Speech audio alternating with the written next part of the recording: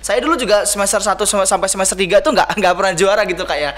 Nggak pernah juara, tapi bareng semester 3 ke atas alhamdulillah bisa lolos karena ya latihan terus dengan gigi dan lain-lain. Makanya bisa sampai seperti ini. Jadi mungkin saran saya ini terus aja coba. Jangan takut gagal. Kalaupun gagal jangan berhenti berdiri lagi.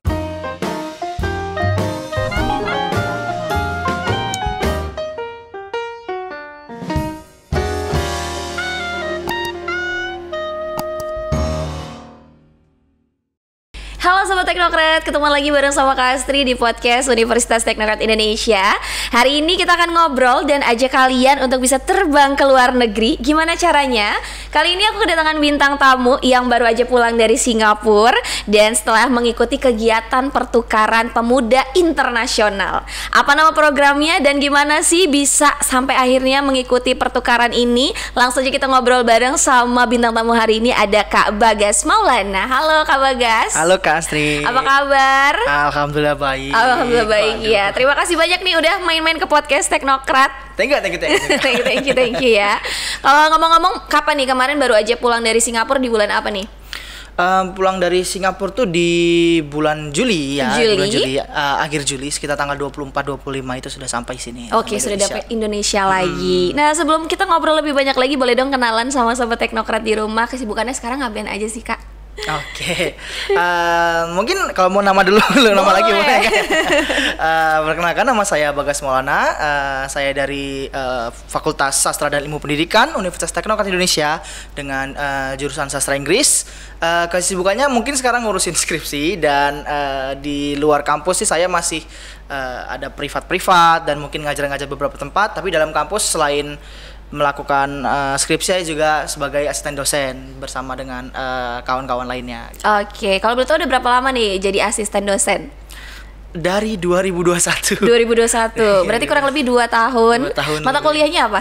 Kalau mata kuliah kami saya sih biasanya ambil daily conversation sama tourism conversation. Itu kelasnya dari sastra Inggris dan biasanya kami mengajarkan anak-anak semester 1 dan semester 2. Oke, berarti daily activity lah, conversationnya gitu. Betul. Ya. Nah, ngomongin balik lagi nih, kalau tadi kan aku mau ngajak mereka jalan-jalan ke luar negeri, ke Singapura. Awal mulanya Kak Bagas bisa akhirnya mengikuti kegiatan program pertukaran antar negara ini seperti apa, dan nama programnya ini apa sih kalau boleh tahu? Oke, mungkin nama program dulu ya Kak ya. Nama programnya itu Singapore Indonesian Youth Leader Exchange Program atau disingkat SILEP, yang mana di sini programnya itu berlangsung setiap setahun sekali. Namun ya untuk Lampung sendiri kita kebagian kloternya alhamdulillah untuk 2 tahun ini, jadi 2023 dan 2024 nanti. Oh, berarti tahun depan ke Singapura lagi. Dan nanti untuk tahun depannya lagi kemungkinan bukan dapat Singapura tapi dapat negara-negara lain, karena ini kan salah satu dari programnya PPAN atau pertukaran pemuda antar negara dari dari kementerian. Dan juga di sini caranya saya bisa masuk itu sebenarnya pertama-tama disarankan dosen sih Kak. Oke. Jadi dosen itu kayak ngasih kabar anak-anak ini ada suatu acara luar negeri nih yang mungkin bisa kalian ambil untuk lebih banyak pengalaman, untuk ngambil pengalaman. Ya udah, saya kan orangnya suka-suka nyoba gitu ya. Jadi ya udah coba-coba aja lah ya. Ternyata ya alhamdulillah lolos dari ke-13 yang sampai ke sesi interview. Saya alhamdulillah dapat yang juara 1 untuk yang laki-laki, jadi bisa lolos ke sebagai perwakilan Singapura. Dan yang perempuan perwakilan Korea, itu ada teman saya namanya Dewi. Wah, luar biasa banget. Kalau boleh tahu berarti untuk setiap provinsi itu ada perwakilannya Kak, atau dari Indonesia ada berapa yang dikirimkan untuk mengikuti kegiatan ini?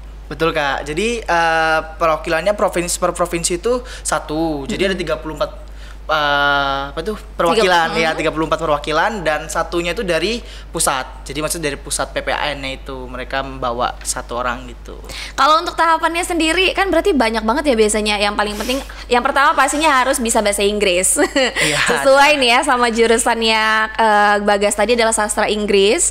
Kemudian juga tahapan yang lainnya apa aja sih kalau misalnya nanti tahun 2024 teman-teman mau ngikutin jejaknya Bagas nih? Boleh. Asik nih, asik. Soalnya gini, untuk syarat-syaratnya sih ya Mbak ya, kita yang penting tes TOEFL. Tes TOEFL tuh kalau nggak salah dulu itu minimal skor 500 500 ya, 500 atau 520. Dan juga kita juga harus bisa melakukan community development.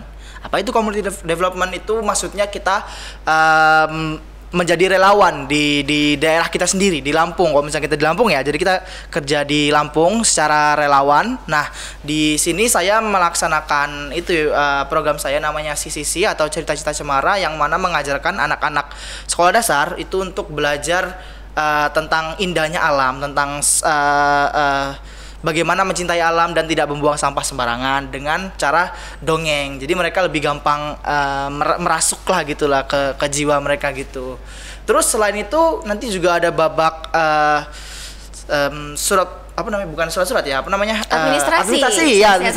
Ya, jadi kayak diseleksi kira-kira kalau misalkan ini cocok nggak buat jadi PPN, kayak dimintain SKCK dan lain-lain, hal-hal yang penting-penting mendasar gitu ya Kak ya. Terus setelah itu ada sesi interview, yang mana itu capek sih Kak. Satu hari penuh itu. Satu hari full dari pagi, dari jam 7 sampai jam 6 maghrib, dan itu pengumumannya jam 6. Oh, berarti di hari yang sama untuk interviewnya. Ya, kalau boleh tahu untuk garis besarnya aja, apa aja sih yang ditanya selain yang tadi adalah projectnya ya, terkait dengan yang si lingkungan itu tadi, hal-hal lain lagi yang ditanyain pada saat interview? Kan biasanya banyak banget tuh teman-teman yang biasanya stucknya tuh di interview, jadi harus ngulang lagi di tahun berikutnya seperti itu. Betul. Saya juga punya teman yang udah nyoba kayak gitu sampai 6 kali gitu ya. Tapi dia masih tetap bakal nyoba Kak. Jadi saya juga bahagia kalau misalnya dia nggak menyerah gitu. Di sejarah garis besar sih untuk pelatihan untuk apa itu namanya, interview. Mereka lebih ke fokus ke persoalan pertanyaan yang mendasar seperti Lampung. Seberapa paham kita tentang Lampung, budayanya kan dan lain-lain, makanan dan lain-lain. Terus perihal Indonesia, terus perihal yang ketiga ini perihal kamu bisa apa, maksudnya tunjukkan bakatmu gitu. Jadi waktu itu saya sempat nyanyi, nari, baca puisi, sama ngasih buku-buku yang saya pernah bikin itu. Banyak ya. Nah, ini banyak banget. Ya itu, jadi mungkin itu yang membantu saya bisa masuk lolos gitu ya Kak ya. Nah, 3 itu sih yang menurut saya penting. Sama nanti ada tes yang saya bilang tadi, community development. Jadi ditanyakan kira-kira kamu udah ngelakuin apa aja untuk Lampung lah, untuk dalam hal pembangunan wilayah dan lain-lain seperti itu. Wah, berarti tahapannya juga sangat ketat ya seleksinya ya, sampai akhirnya bakatnya banyak banget loh, dari nyanyi, nari, terus itu juga baca puisi. Dan Kak Bagas ini juga memiliki satu buku ya, namanya adalah buku antologi cerita pendek berbahasa Inggris. Nah, gimana ceritanya sampai awal mula Kak Bagas itu juga bisa membuat sebuah buku? Kalau tadi kan udah buat project namanya adalah Cerita-Cerita Cemara, itu juga kolaborasi ya dengan Himpunan Mahasiswa Sastra Inggris. Betul Kak, betul. Terus juga sekarang buat buku gitu. Bisa terjun jadi penulis itu gimana ceritanya? Oke, jadi sebenarnya udah dari SMA sih Kak, saya udah dari SMK saya udah tertarik. Saya dulu sebagai penulis skenario, kan dulu multimedia. Ya, jadi suka bikin film gitu. Beberapa kali saya jadi penulis skenario, terus di kuliah tertarik nih jadinya untuk nulis-nulis atau bikin-bikin gitu. Dan ternyata ada ada ruangnya lah, ada lapangannya buat kita bisa latihan kayak gitu, yaitu pakai di UKM. Nah, di situ ternyata kami bisa belajar tentang storytelling atau bahasa Indonesia mendongeng gitu ya Kak ya. Nah, setelah mendongeng itu kan saya udah banyak stok cerita gitu. Saya rasa kayak, loh, ini mah bisa dicampur jadi antologi nih, maksudnya bisa dicampur jadi satu buku yang lumayan padat nih kalau misalkan mau dibikin. Ya udah, akhirnya kepikiran, udahlah bikin aja gitu. Akhirnya dibukukan. Minta tolong dosen dan lain-lain sih, tapi ya dengan bantuan Miss Teologi dan juga Miss Rosa, kami akhirnya bisa membukukan, udah ber-ISBN dan lain-lain. Wah, luar biasa banget. Udah terbit nih ya jadi bukunya. Kalau misalnya sobat teknokrat nanti mungkin ada yang mau cari bukunya atau beli bukunya, bisa ngubunginnya ke mana nih? Apakah itu dijual bebas atau kan memang harus pre-order juga? Nah ya, kalau itu Untuk sekarang masih pre-order dulu aja Kak. Jadi pre-ordernya tuh di Himpunan Mahasiswa Sastra Inggris. Jadi bisa kalian langsung ke Instagramnya, nanti ada linknya yang bisa untuk mendaftarkan untuk pre-order ya. Nanti ada link Google Drive semacamnya seperti itu. Berarti banyak banget ya yang Bagas udah istilahnya hasilkan saat kuliah ini ya. Dan juga melanjutkan daripada saat SMK tadi, dari mulai jurusannya multimedia, terus lanjut kuliahnya masuknya ke sastra Inggris. Agak sedikit berbeda ya. Dari yang istilahnya teknologi ke bahasa, tapi ternyata benar-benar bisa nyambung. Nah selain itu juga Kak Astri kan mau tahu juga nih ya, dari yang buat buku tadi, terus juga jadi co-founder sampai akhirnya pertukaran ke Singapura. Selain itu Kak Bagas ini juga merupakan mahasiswa aktif dan juga merupakan mantan ketua himpunan ya, Himpunan Sastra Inggris, ketua Himpunan Sastra Inggris, juga menjadi ketua Badan Eksekutif Mahasiswa Fakultas Sastra dan Ilmu Pendidikan, dan juga yang tadi menjadi asisten dosen. Gak cuma itu aja Sobat Teknokrat, Kak Bagas ini juga menang di juara 1 storytelling ALSA. Ya, betul ya, dan juga mengikuti kegiatan pertukaran mahasiswa merdeka ke Universitas Hairun Ternate. Banyak banget berarti ya. Kayaknya tiap tahun itu selalu ada kegiatan ya. Boleh suka nyoba gitu suka Kak. Nyoba berarti. Nah kalau misalnya untuk yang tadi pada saat pertukaran pemuda ke Singapura ya, balik lagi tadi kan, aku juga penasaran ngapain aja sih di Singapura, berapa lama nih kalau boleh tahu? Kalau untuk sesi Indonesianya kami 3 hari. 3 hari. Terus untuk sesi Singapurnya kami 6-7 hari karena pulangnya gitu kan ya. Berarti lama ya, kurang lebih seminggu. Seminggu di Singapura ngapain aja nih? Kalau menurut saya singkat sih Kak. Oh, singkat, kurang. Singkat, kurang. Kalau bisa sebulan, 2 bulan gitu kan. Di sana jadi jadwalnya padat Kak. Jadi kami ada di mengunjungi berbagai tempat, dan karena temanya itu sendiri volunteering atau temanya relawan, jadi kami di sana ketemu dengan berbagai orang-orang yang berada di bidang itu, kayak CEO yang dari Ground Out Initiative, jadi dari tempat-tempat yang fokus ke inilah mencari relawan-relawan untuk pekerjaan kayak kebun binatang gitu Kak. Itu jadi mereka mendatangkan speaker-speaker dari sana, dan juga di sana juga dari 6 hari itu kami belajar banyak tentang empati itu penting. Dan juga kami ke Red Box itu kayak tempat untuk orang-orang Singapura, pemuda-pemuda Singapura lah, untuk mengekspresikan ide mereka, untuk belajar, bahkan untuk sekedar kumpul-kumpul lah di sana. Yang mana kalau misalkan ide mereka itu udah mau ditangkap ke pemerintah atau mau dikasih ke pemerintah, bisa lewat sana. Jadi kalau misalnya di ACC dapat funding, bisa langsung kerja di sana. Maksudnya lakukan ininya lah.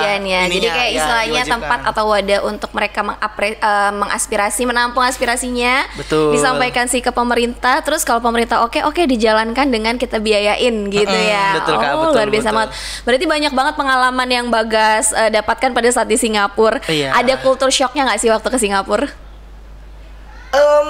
Kalau kesana mungkin kagetnya bersih. Bersih, terus rapih, dan gimana cara mereka naik kendaraan.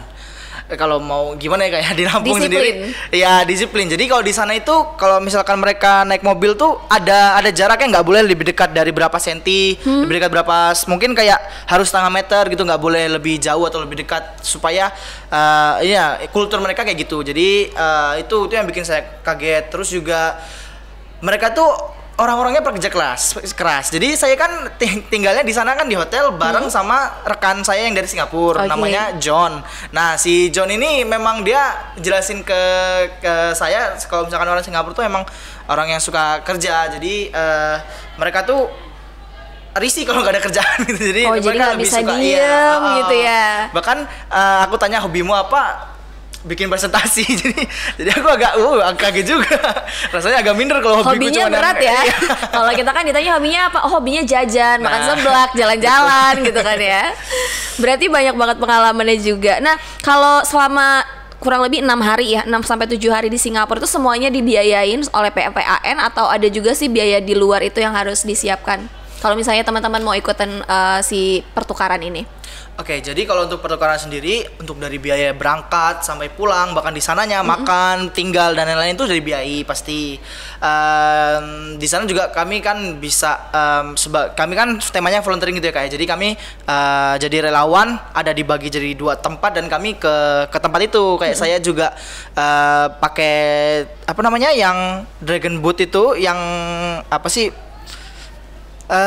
Untuk untuk kapal kecil tuh lah, kapal kecil yang cuma muat 2 orang itu loh, Kak. Kayak kapal. Oh iya, oke. Ya, Kayak bebek-bebekan lah ya kalau di sini. Nah, itu sambil mengungutin sampah di sungai-sungai di sana. Jadi langsung action ya. Iya, langsung in action di hari terakhir, di hari terakhir itu. Nah, jadi untuk bagian biaya sendiri kami cuman harus persiapan untuk yang pertama sangu sih ya. Dan juga untuk pakaian, karena ada namanya kami A1, A2, A3 itu maksudnya attire 1, attire 2, attire 3 yang mana itu sebagai simbolis kita lah yang setiap angkatan harus punya gitu. Makanya kami harus punya itu dan harus itu yang duit mandiri gitu kan. Oke, berarti sebagian besarnya, garis besarnya adalah ini gratis dari mulai biaya pendaftarannya sampai dengan nanti di Singapurnya ya. Betul Kak. Jadi memang teman-teman juga masih, kalaupun memang nanti ikut masih bisa ada jeda untuk nabung ya. Nabungnya untuk uang saku dan oleh-oleh. Iya. Berarti banyak banget ya. Kemudian juga kalau misalnya untuk dari Bagas sendiri mungkin tips and triknya nih untuk bisa lolos di program. Kalau boleh tahu ini adalah pendaftaran yang keberapa kalau untuk program ini sama Bagas? Pertama dan langsung lolos ya. Boleh kasih tips and triknya juga dong sama teman-teman. Apa sih yang kira-kira kayak ini nih, aku tahu ada sedikit bagian yang ini nih harus kalian tekenin lagi biar kalian bisa lolos gitu. Ya, terima kasih Kak. Mungkin kalau dari saya sih saran saya tahu tentang Lampung, tahu tentang budaya Lampung dan bisa kerja sebagai relawan yang saya bilang community development itu, karena hal-hal itu yang sangat penting yang bakal dilihat sama mereka. Terus mungkin yang kedua tentang ini deh, keahlian ya, yang tunjukkan bakatmu itu. Tunjukkan banget. Ini kayak audisi Indonesian Idol ya. Tunjukkan bakatmu itu, kalau misalkan mungkin kalian bisa dapat perhatian para penjurinya gitu ya, dan itu bisa epic gitu ya, ya udah berarti kemungkinan besar kalian bisa lolos. Seperti itu sih Kak, tips saya mah. Oke, berarti harus mempersiapkan dari sekarang. Yang pertama adalah bisa berbahasa Inggris ya. Yang kemudian yang kedua juga TOEFL-nya minimal 500. Persiapkan administrasi dan juga di bagian interviewnya kalian juga harus siapin kalau kalian tuh memang mengenal dekat dengan yang minimal Lampungnya dulu, iya, baru Indonesianya, dan nanti bakalan menjadi ikutan jadi volunteer dan juga relawan di Singapura nanti ya. Tahun depan masih Singapura nih teman-teman. Jadi kalau misalnya sobat teknokrat mau ikut kayak Bagas, tahun depan dibuka lagi pertukaran antar pemuda internasionalnya ke Singapura lagi. Oh gini Kak, mungkin jadi tahun depan gantian yang perempuan yang ke Singapura. Oh ya, berubah gitu ya. Jadi yang laki-laki ke iya, perempuan ke Singapura, laki-laki ke Korea. Waduh, gitu. Jadi ditukar. Korea impian aku tuh. Ada kemarin. Berarti satu pasang itu mereka nggak di satu negara yang sama, tapi ada 2 negara yang berbeda. Betul. Berarti peluangnya lebih besar nih untuk kamu sobat teknokrat. Tinggal pilih yang cowok mau ke Singapura, yang cewek mau ke Korea, mau ketemu opa-opa mungkin. Boleh. Ya. Bisa istilahnya membuat mimpinya menjadi nyata. Kalau boleh tahu sebenarnya cita-cita Bagas ini ke depannya apa sih? Atau sebenarnya cita-cita awalnya apa sampai akhirnya sekarang bisa sampai ke luar negeri gitu? Mau yang lucu dikit nggak Kak? Boleh. Udah ketawa duluan ya.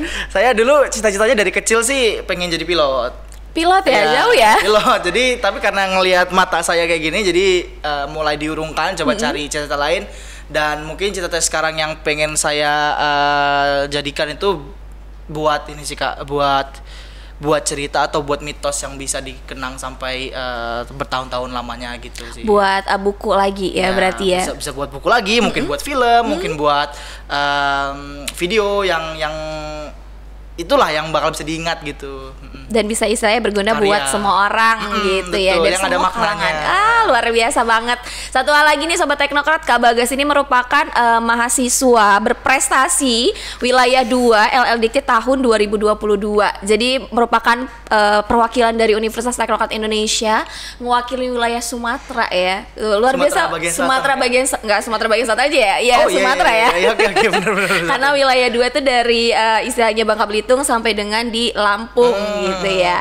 Dan kalau misalnya untuk kalian semua yang mau kayak Kak Bagas, bisa langsung aja ikutan juga dan juga menjadi mahasiswa berprestasi lainnya, pastinya dengan aktif ya. Ada hal lagi nggak sih yang mau disampaikan sama Kak Bagas untuk ya teman-teman sobat teknokrat di rumah, atau mungkin ada motivasi atau dan lain sebagainya yang mau disampaikan, boleh nih. Mungkin kalau motivasi seperti yang saya bilang kan, saya orangnya suka coba-coba. Kalau misalkan kalian mau mungkin sedikit mengikuti jejak itu, cobalah banyak hal. Kalau misalkan kalian jenuh dengan hal itu, coba hal yang lain, tapi jangan keluar dari hal itu sendiri gitu. Dan mungkin kalau misalkan gagal ya jangan murung terus berhenti. Saya dulu juga semester 1 sampai semester 3 tuh nggak pernah juara gitu Kak ya.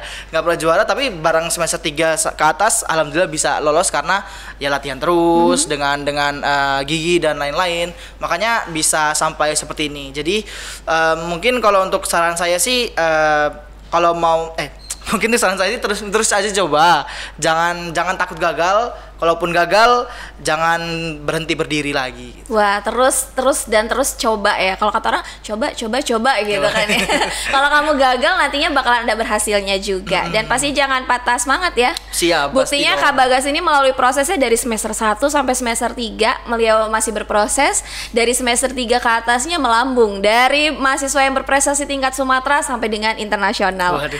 Sukses terus buat Kak Bagas. Terima kasih banyak Kak. ya udah sharing di podcast kita kali ini. Semoga bermanfaat juga buat sobat teknokrat semuanya yang mau kayak Kak Bagas juga bisa menjadi mahasiswa generasi selanjutnya, mahasiswa sang juara.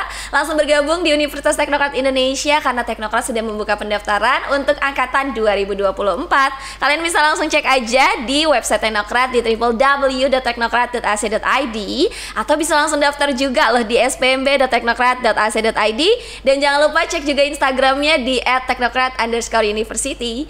Itu dia podcast kita hari ini. Terima kasih banyak untuk teman-teman dan sobat teknokrat yang sudah nonton di rumah, dan kita ketemu lagi di episode selanjutnya. See you next time. Bye bye. Bye bye.